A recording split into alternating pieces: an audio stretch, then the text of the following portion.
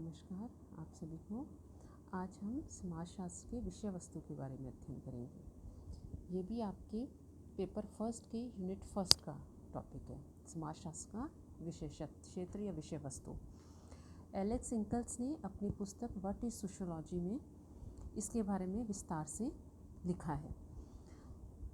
इन्होंने बहुत विस्तार से इसके बारे में चर्चा की और इसके बारे में चर्चा करते हुए उन्होंने सब्जेक्ट मैटर के ऊपर काफ़ी विस्तृत बात की। यदि हम इसमें देखें तो इन्होंने जो विस्तृत चर्चा की, इनके अलावा हम इमाइल दुर्खिम को भी देखते हैं। दुर्खिम ने भी समाजशास्त्र के विषय वस्तुओं को 3 भागों में बांटा है। पहला है सामाजिक आकृति विज्ञान, दूसरा सामाजिक संरचना और तीसरा सामान्य समाजशास्त्र।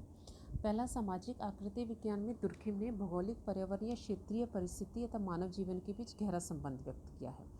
दूसरा सामाजिक संरचना में दुर्खिम ने कहा है कि समाजशास्त्र नैतिकता, धर्म, आर्थिक व्यवस्था तथा कानून जैसे जटिल विषयों का अध्ययन करता है क्योंकि उनका सामाजिक तथ्यों से गहरा संबंध है। तीसरा है सामान्य समाजशास्त्र।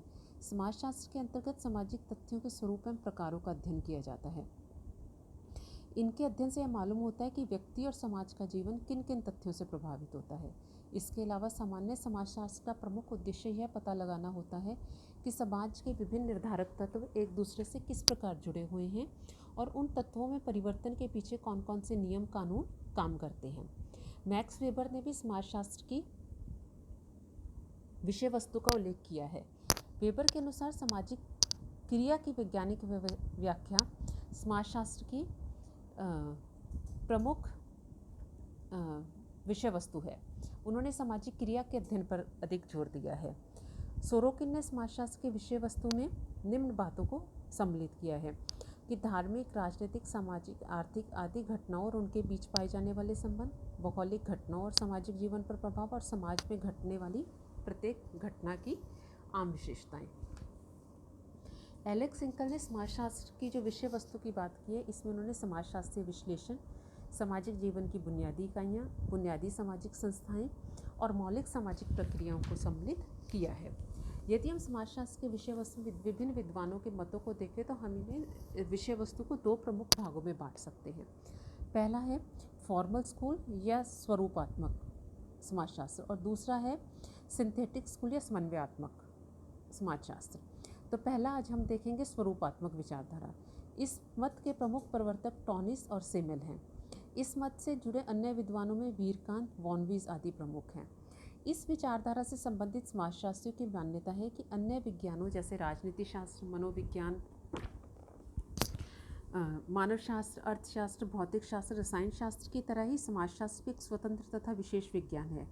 जैसे प्रत्येक विज्ञान की अपनी कुछ विशिष्ट समस्याएं होती हैं जिनका अध्ययन उस शास्त्र के अंतर्गत किया जाता है, उसी प्रकार समाजशास्त्र के अंतर्गत भी उसकी कोई अपनी विषय वस्तु होनी चाहिए। ऐसा होने पर ही समाजशास्त्र एक विशिष्ट स्वतंत्र विज्ञान बन सकेगा और इसका क्षेत्र निश्चित हो सकेगा। इस प्रकार के मानने वालों का कहना है कि समाजशास्त्र की विषय वस्तु सामाजिक संबंधों की अंतर्वस्तु नहीं है बल्कि संबंधों का स्वरूप है। सामाजिक संबंधों तथा तथ्यों का अध्ययन समस्त समाज के संदर्भ में किया जाना चाहिए क्योंकि व्यक्ति से लेकर तमाम प्रकार के सामाजिक संबंध तथा तथ्य समाज की उपज हैं। उसे समाज से अलग करके नहीं देखा जाना चाहिए। इस मत के समर्थकों में बूगल, रॉस, पार्क, बर्जस आदि के नाम उल्लेखनीय हैं। इस मत से संबंधित सभी विद्वान समाजशास्त्र के क्षेत्र को सामाजिक संबंधों के स्वरूपों के अध्ययन तक ही सीमित मानते हैं।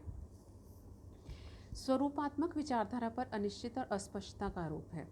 इस मत के समर्थकों के संबंध में फिक्टर का कहना है कि इन्हें समाजशास्त्री नहीं सामाजिक दार्शनिक कहना चाहिए क्योंकि इन्होंने सामाजिक जीवन के व्यवहारिक प्रकृति को समझने का प्रयत्न नहीं किया।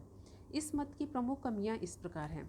इस मत से जुड़े विद्वानों का कहना उचित नहीं है कि सामाजिक संबंधों के रूपों का अध्ययन किसी अन्य विज्ञान के द्वारा नहीं किया जाता। सामाजिक संबंधों के बहुत से रूपों जैसे प्रभुत्व, सत्ता, शक्ति, स्वामित्व, दासता, संघर्ष आदि का अध्ययन राजनीति शास्त्र, विधि शास्त्र में भी किया जाता है।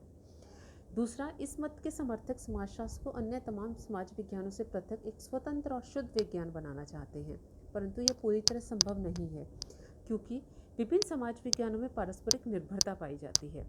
तीसरा, इस मत के समर्थकों ने रूप तथा अंतर्वस्तु में भेद किया है। इन्हें एक दूसरे से अलग माना है, पर सामाजिक संबंधों के रूप तथा अंतर्वस्तु को एक दूसरे से अलग करना संभव नहीं है। इस विचारधारा के समर्थक समाजशास्त्र को एक नवीन विज्ञान मानते हुए इसके अध्ययन क्षेत्र को सीमित रखने पर जोर देते हैं। इनके अनुसार समाजशास्त्र का अध्ययन क्षेत्र सामाजिक संबंधों के कुछ विशिष्ट रूपों तक ही सीमित है, परंतु इस प्रकार की मान्यता ठीक नहीं। समाजशास्त्र समाज का विज्ञान माना जाता है। आज यह प्रमाणित हो चुका है कि सामाजिक जीवन के विभिन्न पक्ष एक दूसरे के साथ घनिष्ठ रूप से जुड़े हुए हैं। यदि सामाजिक जीवन के किसी एक भाग या पक्ष में कोई परिवर्तन होता है तो उसका प्रभाव अन्य भागों या पक्षों पर भी हमें देखने को मिलता है। अतः इस संप्रदाय के समर्थकों के अनुसार समाजशास्त्र के अंतर्गत केवल सामाजिक संबंधों के रूपों के अध्ययन पर जोर देना सामाजिक जीवन के अन्य पक्षों की अवहेलना करने जैसा है। तो इस प्रकार हमने देखा कि जो समाजशास्त्र का स्वरूपात्मक विचारधारा क्या मानती है। इसके समर्थक हैं टॉनी सिमेल, वीरकांत, वॉन वीस। इन्हें आप अच्छे से याद रखिएगा कि स्वरूपात्मक विचारधारा के प्रवर्तक या विद्वान कौन कौन है। दूसरी है समन्वयात्मक विचारधारा या संश्लेषिक विचारधारा। इस विचारधारा के प्रमुख समर्थकों में दुर्खाइम, हॉबहाउस, सोरोकिन तथा गिन्सबर्ग के नाम विशेष रूप से उल्लेखनीय हैं, जो समाजशास्त्र को एक विशिष्ट विज्ञान बनाने की बजाय एक सामान्य विज्ञान बनाने के पक्ष में है। इन लोगों के अनुसार समाजशास्त्र का क्षेत्र संपूर्ण समाज है। इस संबंध में इस समर्थकों ने 2 तर्क दिए हैं।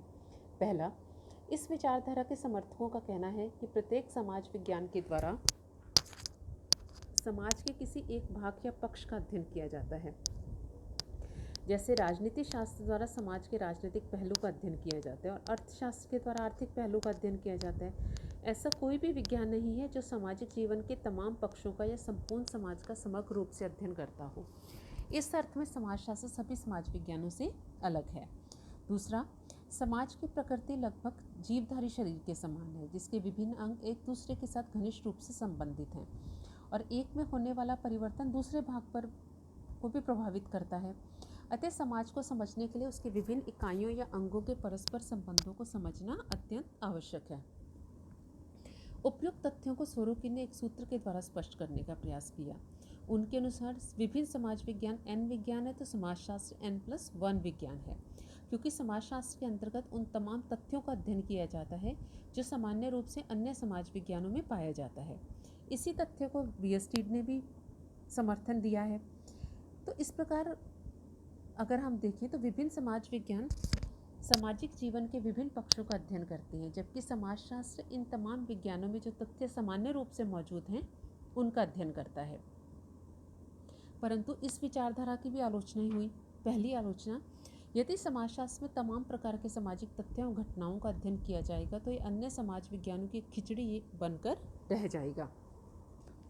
यदि समाजशास्त्र एक सामान्य विज्ञान बनेगा तो इसका अपना कोई स्वतंत्र क्षेत्र नहीं होगा। ऐसी दशा में हमें इसे अन्य विज्ञानों पर आधारित रहना पड़ेगा। तीसरा, समाजशास्त्र में सभी प्रकार के सामाजिक तथ्यों और घटनाओं का अध्ययन किया जाने लगा तो ऐसी स्थिति में यह भी किसी तथ्य या घटना का पूर्णता के साथ अध्ययन नहीं कर पाएगा। आधुनिक समाजशास्त्र को एक निश्चित विषय वस्तु की सीमा में नहीं बांधा जा सकता। समाजशास्त्र एक बृहद विज्ञान है और दिन पर दिन इसका विषय क्षेत्र बृहत्तर होता जा रहा है। इसके फलस्वरूप आज समाजशास्त्र में बहुत से हमें विशिष्टीकरण देखने को मिलते हैं, जैसे औद्योगिक समाजशास्त्र, धर्म का समाजशास्त्र, विधि का समाजशास्त्र, अपराध शास्त्र, आर्थिक समाजशास्त्र, ग्रामीण समाजशास्त्र, नगरीय समाजशास्त्र, मेडिकल समाजशास्त्र। इस तरह हम इसके अनेक भाग हमें देखने को मिलते हैं। तो आज हमने इसके सब्जेक्ट मैटर या विषय वस्तु की बात की। इसमें हमने 2 विचारधाराओं का अध्ययन किया, स्वरूपात्मक और समन्वयात्मक।